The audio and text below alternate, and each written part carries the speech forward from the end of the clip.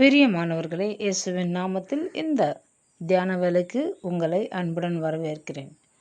இன்றைக்கு நாம் ஆண்டவராகிய இயேசு கிறிஸ்துவின் வார்த்தையாகிய 2 கொரிந்தியர் புஸ்தகத்தில் 11வது அதிகாரம் 2வது வசனத்தில், நான் உங்களை கற்புள்ள கன்னிகையாக கிறிஸ்து என்னும் ஒரே புருஷனுக்கு ஒப்பு கொடுக்க நியமித்தபடியால் உங்களுக்காக தேவ வைராக்கியம் கொண்டிருக்கிறேன் அப்படின்னு பவுல் நமக்கு சொல்லித்தராரு. இதைத்தான் நம்ம தொடர்ச்சியாக இதை 4 பதங்களாக பிரித்து பார்க்க போகிறோம். கற்புள்ள கன்னிகைங்கிறது ஒரு விஷயம், கிறிஸ்து என்னும் ஒரே புருஷனுங்கிறது அடுத்த காரியம், 3வது ஒப்பு கொடுக்க, 4வது தேவ வைராக்கியம் கொண்டிருக்கிறேன், தேவ வைராக்கியமான வைராக்கியம். இந்த காரியங்களுக்காக நாம் முதல்ல சிறிய ஜெபம் ஏறெடுப்போம். பிறகு இந்த தியானத்தை நம்ம தொடரலாம். அன்பும் இரக்கமுள்ள நல்ல பிதாவே, இயேசுவின் நாமத்தினால முடத்தில் வருகிறோம். சர்வ வல்லமையுள்ள ராஜா, எங்கள் மத்தியில் உலாவுகிறவர், இப்பொழுதும் பரலோகத்தில் உம்முடைய சித்தம் செய்யப்படுவது போல இந்த பூமியில் எங்கள் வாழ்க்கையில் எங்கள் கையின் பிரயாசங்கள் ஒவ்வொன்றிலும், ஊழியத்திலும், சபையிலும் ஆண்டவரே, நீர் எங்கள் மத்தியில் உம்முடைய சித்தத்தை நிறைவேற்றும்படிக்கு எங்களை தாழ்த்துகிறோம், ஒப்பு கொடுக்கிறோம், எங்கள் இருதயத்தை திறந்து கொடுக்கிறோம். கர்த்தர் எங்களோடு கூட பேசுவீராக. உமது வேதத்தில் அதிசயங்களை நாங்கள் தியானிக்கும்படிக்கு எங்கள் கண்களை திறந்தரலும் பிரகாசமாக்கும். பரிசுத்தாவினர் எங்களுக்கு ஊழியம் செய்யட்டும். இந்த வேலையில் ஆண்டவரே, உம்மையும் கிறிஸ்துவையும் உம்முடைய கிருபையும் அறிகிற அறிவிலே எங்களை நடத்தும். இயேசுவின் நாமத்தில் பிதாவே, ஆமேன். பாருங்கள், நம்ம என்ன பார்த்தோம்? 2 கொரிந்தியரில் 11வது அதிகாரம் 2வது வசனத்தில் ஒரே புருஷன் அப்படின்னு இருக்குது. நம்மளுக்கு நிறைய பேருக்கு ஆண்டவரை குறித்து பார்க்கும்பொழுது அவர் கடவுள் அப்பா தாங்க, அவர் அப்பா மாருங்க அப்படின்னு சொல்லுவோம். சில பேர் கடவுள், தேவன், ஆண்டவர் அப்படி சொல்லுவாங்க. சில பேர் அவர் எனக்கு ஃப்ரெண்டு மாருங்க அப்படின்வாங்க. எல்லாமே பைபிளில் இருக்குது. நம்ம ஒன்றுமே இல்லாமல் திக்கேட்டவர்களோ, ஐயோ நான் யாருக்கு பிள்ளை, நான் அப்படி யாருமே இல்லாமல் இருக்கணும் அப்படின்னு கட்டாயமாக அவர் உங்களுக்கு ஒரு தாயாக தகப்பனாக அற்புதமாக செயல்படுவார். அப்போ இந்த விஷயத்தில் எனக்கு ஒரு விடுதலே கிடைக்காதா அப்படின்னு நீங்கள் நினைக்கும்பொழுது அவர் உங்களுக்கு ஆண்டவராக இருந்து தேவனால் எல்லாம் கூடுங்கிறத நிரூபிப்பார். அதே போல் எனக்குன்னு யாரும் ஃப்ரெண்டு இல்லையே, பிரதர் இல்லையே அப்படின்னு நினைக்கும்போது அவர் உங்களுக்கு அந்த நேரத்தில் அப்படிப்பட்ட உறவின் முறை மீட்பராக வருவார், சகோதரனாக இருப்பார், உங்களுக்கு மேய்ப்பனாக இருப்பார், நல்ல நண்பனாக, தலைவனாக இருப்பார், காவலாளியாக இருப்பார், உங்களை பாதுகாப்பார், உங்களுக்கு உடம்பு சரினா மருத்துவராக இருப்பார். எல்லாமுமா உங்களுக்கு இருக்கிறார். அதை தான் எபேசியர் புஸ்தகம் 4வது அதிகாரம் 6-7 சொல்லுது. எல்லாருக்கும் ஒரே தேவனும் பிதாவும் உண்டு, அவர் எல்லாரோடும், அவர் எல்லார் மேலும், எல்லாருக்குள்ளும் இருக்கிறார். அப்போது அவர் எல்லார் மேலேயும் இருக்கிறாரு, எல்லாரோடும் இருக்கிறாரு, எல்லாருக்குள்ளும் இருக்கிறார். இந்த லெவல் தான் நம்மளுக்கு புரியணும். அவர் என் கூட இருக்காரா, எனக்கு உள்ளே இருக்காரா, நான் ஆவியில் வளர வளர அவர் எனக்குள்ளே இருந்து செயல்படுகிறாருன்னு புரியும். ஆவிக்குரிய வளர்ச்சி இல்லாதவங்க கர்த்தர் பக்கத்தில் தான் இருக்கிறாரு, என்னை வேடிக்கை பார்த்துன்னு தான் இருக்கிறார், ஆனால் என்ன தான் பண்ணுறாருன்னே தெரியல அப்படிங்கிற மாதிரிலாம் நம்ம சொல்லிவிடுவோம். பாருங்கள், இது கொஞ்சம் கர்த்தருக்குள்ளே நடக்க நம்மளுக்கு புரிய ஆரம்பிக்கும். அப்போ ஆண்டவரை விட்டு நாம் எவ்வளோ தூரம் இருக்கோம், அவர் எங்கே இருக்கிறாருங்கிறத எப்போ புரிஞ்சுக்க முடியும்னா, இந்த வசனத்தில் இருக்குது பார்த்தீங்களா, நாம் கற்புள்ள கன்னிகையாக கர்த்தருக்காக பரிசுத்தமாக வாழும்பொழுது. கற்புங்கிறத வேறு மாதிரி யோசிச்சிடாதீங்க, புரியுதுங்களா? ஐயோ பிறந்ததுலேருந்து ஒரு பாவமும் செய்யாமல் ஒரு தப்பும் பண்ணாமல் அப்படியே ஒரு க்ளீன் ஸ்லேட்டாக இருக்கிறதா அப்படி இல்லை. ஒரு விபச்சார ஸ்திரீ என்ன பண்ணுறா, அவள் ஆண்டவர்கிட்ட வரும்பொழுது ஆண்டவர் சொல்கிறார், இனி பாவம் செய்யாத, என்னை பார்த்துட்ட, இவ்வளோ நாள் நீ என்னை சந்திக்கலை, இவ்வளோ நாள் என்னை பற்றி உனக்கு தெரியாது, ஆனால் இன்றைக்கி நீ பார்த்துட்ட, நானும் முன்னே நியாய தீர்ப்பு பண்ண மாட்டேன், நீ பேசாமல் கிளம்பிப்போ, ஆனால் பரிசுத்தமாக வாழ, இனி பாவம் செய்யாதேன்னு சொல்லி அனுப்புகிறார். கண்டிப்பாக அவள் இது வரைக்கும் இயேசுவை பார்த்துருக்க மாட்டா, அவரை சந்திச்சிருக்க மாட்டா, அவர் ஆக்கினை தீர்ப்பு தீர்க்கிறது இல்லைன்னு சொல்லி அனுப்பிட்டாரு. அப்போ இனிமேல் அவள் பரிசுத்தமாக தான் வாழ்ந்திருப்பா. அப்போது அது சரீரம் சம்மந்தப்பட்ட விஷயம் அல்ல, பரிசுத்தம்ங்கிறது நம்ம இருதயம் சம்மந்தப்பட்ட விஷயம். அதைத்தான் வேதம் நம்மளுக்கு சொல்லித்தருது. இருதயத்தில் சுத்தமுள்ளவர்கள் பாக்கியவான்கள், அவர்கள் தேவனை தரிசிப்பார்கள், மற்ற 5:8 சொல்லப்பட்டிருக்கு. அது மட்டும் இல்லை, நீங்கள் வேதத்தில் வாசி பார்த்தீங்கன்னா ஆண்டவராக இயேசு கிறிஸ்து மற்ற 5:28 சொல்கிறாரு, ஒரு பெண்ணை நீ இச்சையோடு பார்த்துட்டாலே தொலைஞ்சப்போ பாவம் செஞ்சிட்ட அப்படிங்கிறதுக்கு ஈக்குவலாக சொல்கிறார். அப்போது நல்லா புரிந்து கொள்ளுங்கள், மனம் சம்மந்தப்பட்ட விஷயம், நம்முடைய எண்ணம், சொல், செயல், நம்ம நடக்கை சம்மந்தப்பட்ட விஷயங்கிறத நம்ம புரிந்து கொள்ளணும். அப்போது கர்த்தருக்காக கற்புள்ள கன்னிகையாக வாழும்போது நம்மளை தேவன் உண்மையை ரொம்ப கூட இருந்து எல்லார் மேலும் எல்லாருக்குள்ளும், அப்போ உங்களுக்குள்ளே இருக்கிறத நீங்கள் பார்க்கலாம். ஏன்னா அவர் இருதயத்தில் சுத்தமுள்ளவர்களிடத்தில் அவர் வாசமாக இருக்கிறார், நாம் அவருடைய தேவாலயமாக இருக்கிறோம்னு 1 கொரிந்தியர் 3:17-16 சொல்லப்பட்டிருக்கு, உங்களுக்கு தெரியும்.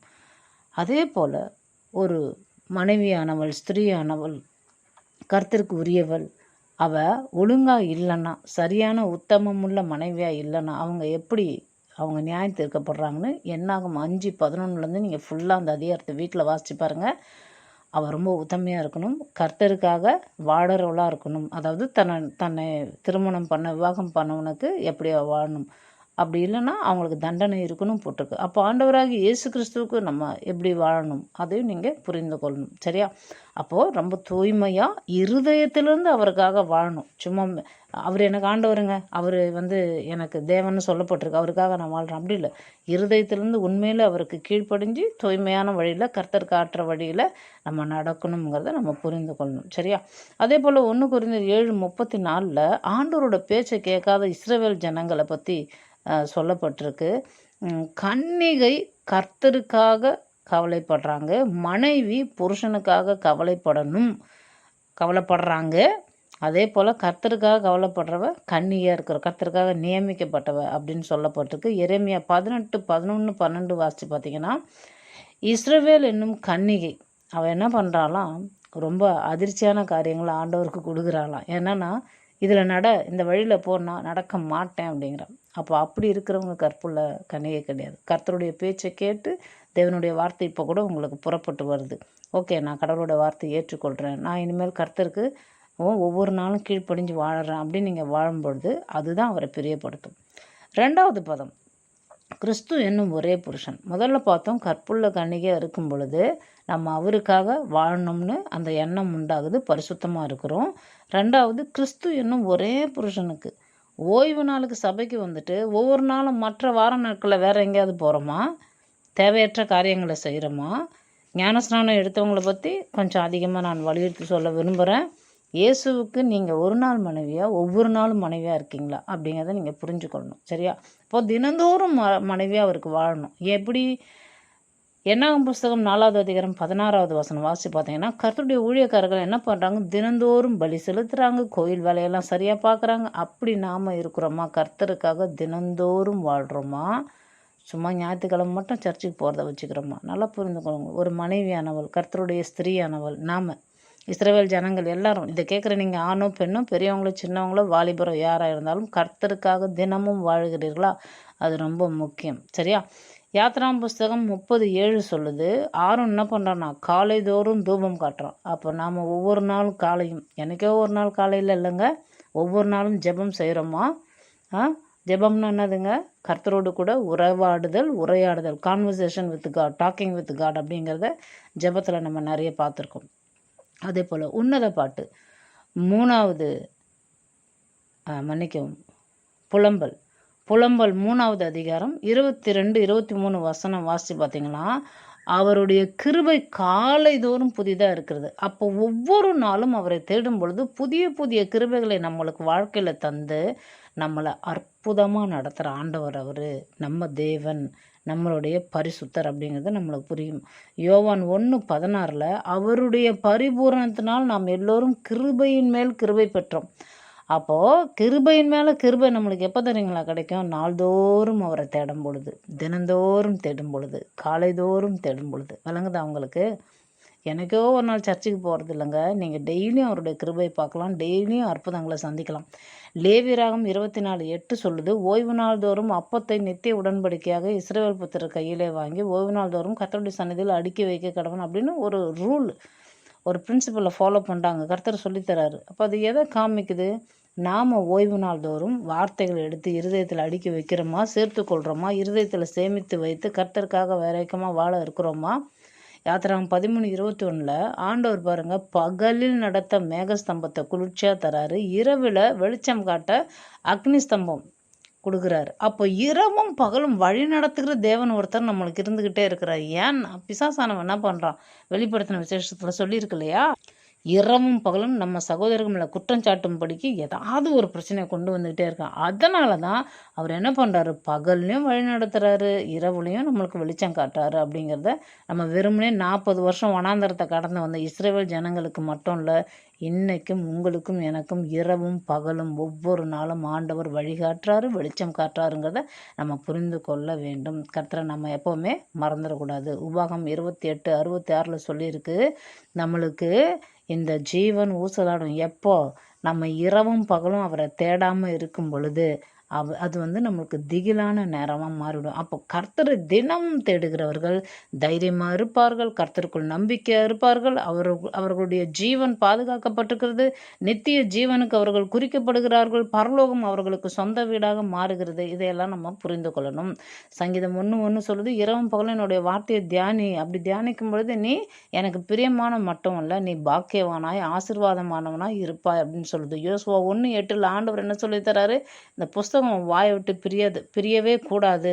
ஏன் அப்படின்னா, எப்போவுமே என் மேலே பிரியம் இருக்கிற நீ, நான் உனக்கு வழிகாட்டுவேன் எல்லா சூழ்நிலையும், அதனால் இந்த வார்த்தையை விட்டு பிரியாத அப்படின்னு சொல்கிறார். அப்படின்னா என்ன அர்த்தம், நாம் எப்போவுமே ஏசுன்னு சொல்கிறோமா, இயேசுவோட வார்த்தைகளை பேசுகிறோமா, யோசுவா போல் ஆண்டவருக்கு பயந்து வாழ்கிறோமா, யோசுவா ஒரு நல்ல அருமையான மனவாட்டியாக வாழ்ந்தான், நாம் அப்படி இருக்கிறோமாங்கிறத நம்ம புரிந்து கொள்ளணும். அது மட்டும் இல்லை, லூக்கா எழுதின சுவிசேஷம் 19வது அதிகாரம் 47வது வசனம் வாசி பார்த்தீங்கன்னா, ஆண்டவராக இயேசு கிறிஸ்து என்ன பண்ணுறாரு, நாடோறும் தேவாலயத்தில் உபதேசம் பண்ணி கொண்டிருந்தார். அப்போ நாள்தோறும் நாம் உபதேசத்தை கேட்குறோமா, மற்றவர்களுக்கு இயேசு குறித்து சொல்கிறோமா, இதெல்லாம் இருக்குது பாருங்கள், ரொம்ப ரொம்ப முக்கியம். அது மட்டும் இல்லை, அடுத்த ஒரு காரியம், ஒப்பு கொடுக்க விரும்புகிறாரு.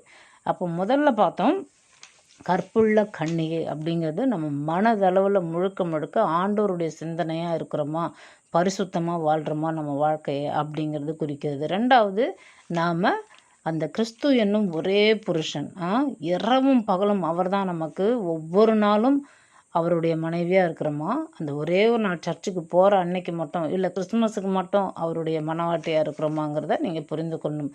தினந்தோறும் கன்சிஸ்டண்ட்டாக நம்ம ஆண்டவரை தேடணுங்கிறத நீங்கள் புரிந்து கொள்ளுங்கள். அடுத்த 3வது பதம் என்ன, ஒப்பு கொடுக்கறது. எப்படி ஒப்பு கொடுக்கணும் நல்லா புரிந்து கொள்ளுங்கள். ஏசாயா 54:5 சொல்லுது, உன் சிருஷ்டிகரே உன் நாயகர். அப்போ அவர் தான் உன் ஹஸ்பண்ட். இங்கிலீஷ் பைபிள் இப்படியே சொல்லுது.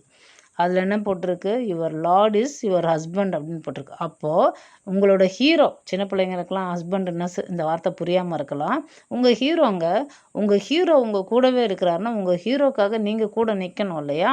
அப்போ தானே நீங்கள் சரியான ஹீரோயினாக இருப்பீங்க. நீங்கள் ஆணோ பெண்ணோ, ஜீசஸ் ஹீரோன்னா நீங்கள் ஹீரோயின், அவருடைய பார்ட்டு நீங்கள், அவருடைய ஆள் நீங்கள், அவருடைய பிரியம் நீங்கள். உன்னத பாட்டு எவ்வளோ அழகாக வர்ணித்து சொல்லுது பாருங்கள். என் பிரியமே, என் மாதுளஞ்செடியே, கனிமரமே, உத்தமிய, ராஜகுமாரத்தியே, என் பிரியமானவளே, ரூபவதியே, புறாவே, என் மணவாளியே, எப்படியெல்லாம் நம்மளை வர்ணிக்கிறார் பாருங்க. அந்த அந்த அதிகாரத்தெல்லாம் வாசி பாருங்கள், உன்னத பாட்டெலாம். உங்கள் மேலே எவ்வளோ பிரியத்தோடு அவர் உங்களை எப்படியெல்லாம் நேசிக்கிற தேவன். அப்போ அப்படிப்பட்ட ஹஸ்பண்டோட மனைவியாக நீங்கள் இருக்கும் பொழுது அவருக்காக நீங்கள் ஒப்பு கொடுத்து வாழ்கிற ஒரு வாழ்க்கை வாழணும். ரோமர் 12:1 சொல்லுது இல்லையா?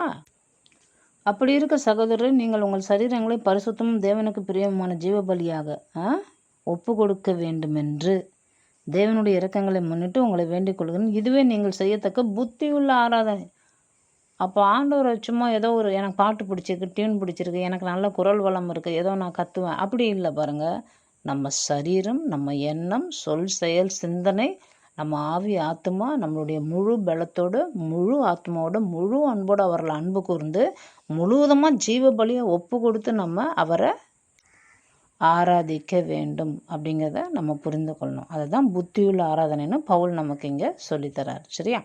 அதே போல் அடுத்த ஒரு பதம் என்ன சொல்கிறாரு, உங்களுக்காக தேவ வைராக்கியம் கொண்டிருக்கிறேன்றார். ஏன் இவ்வளோ ஒரு வைராக்கியம் அவருக்கு? ஏன்னா அவர் இயேசுக்காக அப்படி வாழ்ந்தார் பாருங்களேன். அவர் சின்ன வயசுலேருந்து யெகோவா தேவன் தான் என்னோட தேவன், இயேசுலாம் யார் அப்படிங்கிற மாதிரி இயேசுவோட சீஷர்களை பிடிச்சி என்னென்ன பண்ணார் இல்லையா, அதெல்லாம் நம்ம பார்க்குறோம். ஆனால் கிறிஸ்து இயேசு அவரை தமஸ்கு போகிற வழியில் பிடிச்சி நிறுத்தி, நீ எனக்காக ஊழியம் பண்ணு அப்படின்னு சொல்லும்போது, ஆண்டவரே நான் என்ன செய்யணும், நீங்கள் சித்தமாக இருக்கீங்கன்னு தன்னை ஒப்பு கொடுத்தவர். அவ்வளோதான், வைராக்கியமாக வாழ்ந்தார். எவ்வளோ வைராக்கியத்தை பிதாவுக்காக காமிச்சாரோ, கொஞ்சம் தவறான காரியங்கள் தான். ஆனால் இப்போது கிறிஸ்துவின் நிமித்தம் பல பாடுகளையும் இவர் ஏற்றுக்கொள்ளும். மற்றவங்களை பாடப்படுத்தினவர் இப்போ கிறிஸ்துவுக்காக பல பாடுகளையும் ஏற்றுக்கொள்ளுகிற ஒரு அற்புதமான வைராக்கியம், தேவ வைராக்கியம். சில பேர் பாருங்களேன், ஒன்றுமே இல்லாமல் வெட்டு விஷயத்துக்கு வைராக்கியம் பாராட்டுவாங்க. கோபத்தில் ஒரு வைராக்கியம், கசப்பான வைராக்கியம், குடும்ப சண்டையில் ஒரு வைராக்கியம், நான் பெருசா நீ பெருசா அப்படின்னு. அப்படி இல்லை பாருங்கள். தேவனுக்காக வைராக்கியமாக நிற்கிறது தேவ வைராக்கியம் அப்படின்னு சொல்லித்தரார் பாருங்கள். அப்படிப்பட்ட ஒரு வைராக்கியம் நம்மளுக்கு இருக்கணும். ஏன்னா நம்ம கர்த்தருக்குள்ளே இருக்கிறோம், எல்லார் மேலும் எல்லாரோடும் எல்லாருக்குள்ளும் இருக்கிற, நம்மளுக்குள்ளே இருக்கிற ஆவியானவர் எப்படிப்பட்டவரா? யாக்கோபு 4:5 சொல்லுது, நம்மில் வாசமாக இருக்கிற ஆவியானவர் நம்மிடத்தில் வைராக்கிய வாஞ்சையாக இருக்கிறார் என்று வேத வாக்கியம் வீணாய் சொல்லுகிறது என்று நினைக்கிறீர்களா? இந்த காரியத்தை நீங்கள் தேவன் எப்படிப்பட்ட ஒரு வைராக்கியம் உள்ளவர் அப்படின்னு நீங்கள் வாசித்து தெரிஞ்சுக்கொள்ளணும்னா யாத்திராகம புஸ்தகம் 20வது அதிகாரத்தில் நீங்கள் 5வது வசனம் வாசித்து பார்த்தீங்கன்னா உங்களுக்கு தெரியும். நான் எரிச்சல் உள்ள தேவனாக இருக்கிறேன், கர்த்தராக இருக்கிற நான் என்னை யாராவது பகைச்சிங்கன்னா நான் என்ன பண்ணுவேன், அவங்களுடைய 3ஆம் தலைமுறை மட்டும் நான் விசாரித்து கேட்பேன் அப்படிங்கிறார். அவ்வளோ வைராக்கியம் நம்மளுக்குள்ள. நீ ஏன் பிள்ளை, என்னுடைய ஆளுனே, நீ என்னை விட்டுட்டு எங்கே போவ அப்படிங்கிற மாதிரி நம்ம மேலே பாருங்களேன், அவ்வளோ ஒரு பொசசிவ்னஸ். நம்ம அவருடைய பிள்ளைகள் இல்லையா, அதை எப்படி விட்டு கொடுப்பாரு. எப்போவுமே ஒரு தகப்பன் தான் பிள்ளைய யாராவது வந்து என் பிள்ளை அப்படின்னு சொன்னால், என் பிள்ளைடா இவன், எனக்கு தெரியும் என் பிள்ளைய நான் பெற்றெடுத்தேன். இயேசு கிறிஸ்து நம்மளை ஜீவனை கொடுத்து விளைக்கிறையும் கொடுத்து மறுபடி பிறக்க வச்சிருக்கிறார் இல்லையா. அப்போ நம்மளை விட்டுருவாரா? வைராக்கிய வாஞ்சையாக இருக்கிறார். தீத்து 2:14 பாருங்க.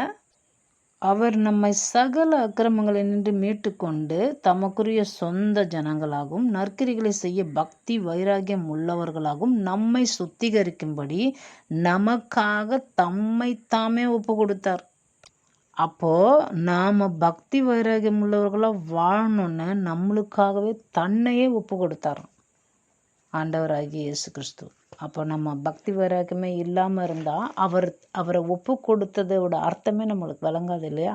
ஸோ அப்போ ஒரே புருஷன், கிறிஸ்து என்னும் ஒரே புருஷன், நாம் அவருக்கு ஒவ்வொரு நாளும் மனைவியாக வாழணும், அவருக்காக வாழணும், கற்புள்ள கன்னிகையாக வாழணும், பரிசுத்தமான இருதயத்தோடு தினந்தோறும் காலைதோறும் நாள்தோறும் அவருக்காக, அவர் எப்படி இரவும் பகலும் நம்மளை வெளிச்சம் தந்து நல்ல குளிர்ச்சி தந்து எப்படி இஸ்ரவேல் ஜனங்களை மட்டும் இல்லை உங்களையும் என்னையும் இன்னைக்கும் அவர் நம்மளை நடத்தி கொண்டு தான் இருக்கிறாரு. இதையெல்லாம் நாம் புரிந்து கொண்டு ஒவ்வொரு முறையும் ஒவ்வொரு நாளும் நாள்தோறும் தினந்தோறும் காலைதோறும் இரவும் பகலும் நம்மளை ஒப்பு கொடுத்து அவருக்காக வைராக்கியமாக வாழணும். இதெல்லாம் நம்ம புரிந்து கொள்ளணும். இப்படி வாழும்போது கிறிஸ்து என்னும் ஒரே புருஷன் நம்மளுக்கு எந்த சூழ்நிலும் நம்மளை விட்டே கொடுக்க மாட்டார். இந்த உலகத்தில் இருக்கிறவங்களாம் சொல்லுவாங்க பாருங்கள், கல்யாணம் ஆன புதுசில் என் மனைவி எப்படி ஒரு வார்த்தை சொல்லிட்டேங்க, அவள் வந்து அதை சாகிற வரைக்கும் மனசில் வச்சுட்டு இருக்கிற, அவளை பார்த்தாலே வெறுப்பாக இருக்குங்க.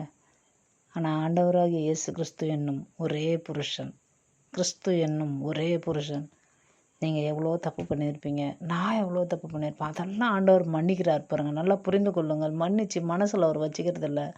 நம்ம பேசுகிற சில காரியங்களை நம்மளை திருத்தி நம்மளை மாற்றி அவருக்கு ஏற்ற கற்புள்ள கன்னிகையாக மாற்றி அவருக்காக வாழும்படிக்கு அவருக்காக ஒப்பு கொடுக்கப்பட்ட வாழ்க்கையை நமக்கு கற்றுக் கொடுத்து வைராக்கிய வாஞ்சையை நம்மளுக்குள்ளே வைக்கும்படிக்கு தன்னையே ஒப்பு கொடுத்ததை நம்மளுக்கு இப்போவும் ஞாபகப்படுத்துகிறார். அப்போ அவருக்காக நாம் எப்படி வைராக்கியமாக வாழணுங்கிறத புரிந்து கொள்ளும் பொழுது நம்மளுடைய ஆசீர்வாதங்கள் பெரிதாக இருக்கும். நம்ம என்ன நினச்சிக்கிட்டு இருக்கிறோம், நம்மளுக்கு ஆண்டவர் இதை கொடுப்பார் அதை கொடுப்பார், இதெல்லாம் நடக்கலை அதெல்லாம் நடக்கலை அப்படின்னு நினைப்போம். அதெல்லாம் இலவசங்க. இலவசத்துக்கு நம்ம பிரயாசப்பட வேண்டாம், அது தானாக வந்து ஆட் ஆகும். நம்ம எதுக்கு பிரயாசப்படுற ஒரு வாழ்க்கை வாழணும்னா, இப்படி வாழ்கிற ஒரு வாழ்க்கை வாழும்பொழுது ஆவிக்குரிய ரீதியில் நமக்காக பரலோகமே உதவி செஞ்சு கொண்டே இருக்கும். நாம் ஆசீர்வாதங்களை தேடி ஓட வேணாம், நம்மளை தேடி தேடி அது வந்து நம்ம மேலே வந்து பலிக்கும். ஸோ அதனால் இந்த சத்தியங்களை புரிந்து கொள்ளுங்கள். நிச்சயமாக கர்த்தர் உங்களை சகல சம்பூர்ணத்தினாலும் நிரப்புவார். வெள்ளிக்கிழமை கேட்டிங்க இல்லையா, கேட்காதவங்க யூடியூப்பில் போய் கேளுங்க. சகல பரிபூர்ணத்தினாலும் நிறையப்படுவீர்கள். அப்போ கர்த்தருக்காக நம்ம வைராக்கியமாக அவருடைய ஒரே மனைவியாக ஒவ்வொரு நாளும் அந்த ஒரே புருஷனுக்கு ஒரு நாள் மனைவியில் ஒவ்வொரு நாளும் மனைவியாக வாழும்பொழுது ஒவ்வொரு நாளும் அதிசயங்களும் அற்புதங்களும் ஆசீர்வாதங்களும் நம்மை சூழ்ந்து கொள்ளும். சரியா, நம்ம ஜெபித்து நிறைவு செய்வோம். அன்பும் இரக்கமுள்ள நல்ல பிதாவே, இயேசுவின் நாமத்தினால இடத்துல வருகிறோம். இந்த வேலையில் எங்களை தாழ்த்துகிறோம், ஒப்பு கொடுக்கிறோம். தெய்வீக தயவுக்காக நன்றி. எப்பேற்பட்ட நல்ல கர்த்தர் எங்கள் மத்தியிலே உலாவுகிறீரே, அதற்காக நன்றி. சர்வ வல்லமுள்ள ராஜா, இந்த வேலையிலும் எங்களை தாழ்த்துகிறோம், ஒப்பு கொடுக்கிறோம். தெய்வீக தயவுக்காக நன்றி ஆண்டவரே. பேசின வார்த்தைகளுக்காக நன்றி. நீர் எவ்வளவு நல்ல புருஷனாக இருக்கிறீர் என்பதை கற்றுக் கொடுத்தீரே, நன்றி. நீர் வைராக்கியமாக இருக்கும்படிக்கு உண்மையே ஒப்பு கொடுத்தீரே, அதற்காக நாங்கள் எங்களை ஒப்பு கொடுத்து கற்புள்ள கன்னிகையாக வாழும்படிக்கு எங்களை இன்னும் தொடர்ந்து நடத்துவீராக. விசுவாச போராட்டத்தில் ஆவிக்குரிய வளர்ச்சியில் தொடர்ந்து கிறிஸ்துவுக்கு சாட்சியாக நிற்க உதவி செய்வீராக. இதை கேட்டுக்கொண்டிருக்கிற ஒவ்வொரு பிள்ளைகளும் ஆவிக்குரிய ரீதியிலும் பூமி ஆவிக்குரிய ரீதியிலும் சகல ஆசீர்வாதத்திலும் பரிபூர்ணமாய் நிறையப்பட்டு ஆண்டவரே உமக்கேற்ற விலையேறப்பட்ட சாட்சிகளாய் நீரே நிறுத்தப் போகிறீர். அதற்காக நன்றி. இயேசுவின் நாமத்தினாலே இவர்களையும் இவர்கள் குடும்பங்களையும் உடைய கரங்களை ஒப்பு கொடுத்து இயேசுவின் நாமத்தில் ஆசீர்வதிக்கிறேன். ஆமேன். நம்முடைய கர்த்தராக இயேசு கிறிஸ்துவின் கிருபையும் பிதாவாகிய தேவனுடைய அன்பும் பரிசுத்தமுள்ள ஆவியினுடைய ஐக்கியம் சந்தோஷம் சமாதானம் இப்பொழுதும் எப்பொழுதும் சதா காலம் நம் ஆண்டோரும் இரட்சகருமாகிய இயேசு கிறிஸ்து என்னும் நம்முடைய மணவாளனின் 2ஆம் வருகை மட்டும் நம்மோடு கூடவே இருப்பதாக. ஆமேன். உண்மையும் நேர்மையுமாய் இந்த ஊழியம் செய்திடுவோம். தூய கற்புள்ள தேவ சபையாய் தீவிரம் சேர்ந்திடுவோம். கிருபை எம்மை சூழ்ந்து கொள்ளும் தம் கிருபை கர்த்தரில் மகிழ்வோம் களி கூர்ந்திடுவோம். கண்டடைந்தோம் கிருபை. God bless you.